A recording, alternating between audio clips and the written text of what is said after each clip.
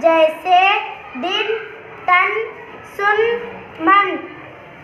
नूने गुन्ना वो नून है जो नाक में बोला जाता है और इसमें कोई हरकत नहीं होती, जैसे रंग, दंग, जंग, पलंग।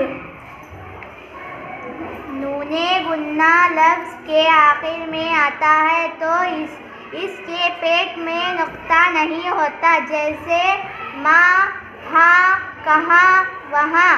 नूने गुन्ना के बाद जब ब होता है तो नून की आवाज़ मीम में बदल जाती है।